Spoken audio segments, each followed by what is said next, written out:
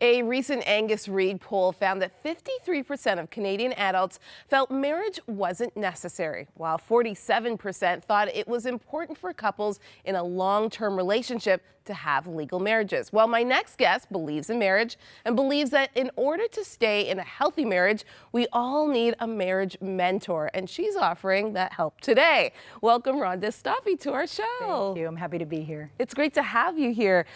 So you wrote this with your husband, and the book is called The Marriage Mentor. You guys kind of tag team at this. We tag team life. Yeah, yeah. We've been married for 37 years, and Steve's a pastor. He's been a senior pastor for 19 years in California.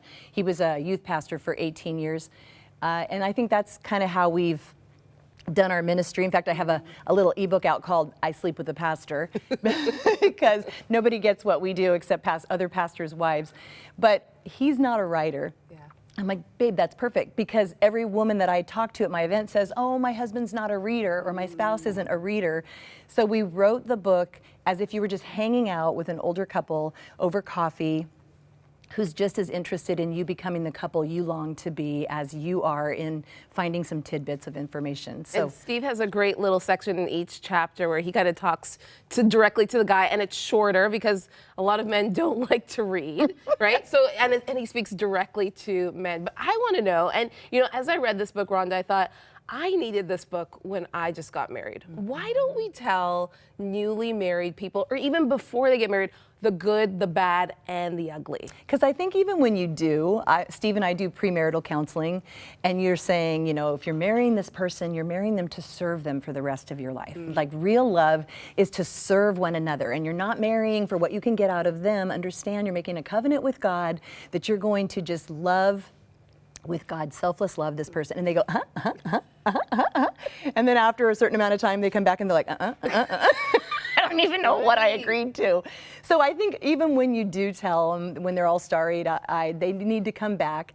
And so that's kind of the point too of the marriage mentor, is pulling back those things that once you've been married for a while, and honestly, couples that have been married, we've been married for 37 years, just revisiting those things, those bad habits that you've developed in your marriage, or, kind of unpacking, why do I have this unforgiveness or resentment toward my spouse? Or how can I, during the season of empty nest, I have 4 grown children, 10 grandchildren, and keep going, kids, keep going. And I get to say, what, the empty nest can be some of the most wonderful, romantic, enjoyable season of your life, but it all takes work. It doesn't just happen, Prince Charming sweeps you off your feet and you live happily ever after. Let's see the sequel of what happily ever after looks like. What are some of the biggest mistakes that married couples make? I think the most important issue that I see in wives is the belief that my happiness lies in how well my spouse treats me. And a lot of that is, we watch all the fairy tales, the Prince Charming, the coming to rescue me and make my life happy, or it's just the idea that I deserve to be happy. In fact, I'm entitled to be happy, and my happiness lies in how well you measure up to my expectations. My happiness lies in how I find my worth in how you treat me. And when that happens, it's kind of idolatry. We're putting a person on a throne in our heart that they cannot measure up to that.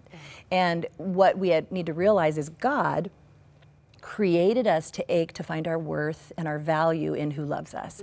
He created us to long to find our identity in how we are adored. The problem is we look to our spouse, or the way our father treated us, the way our mom didn't treat us. We look to others to fill that void that God created us to ache for him to fill. Yeah.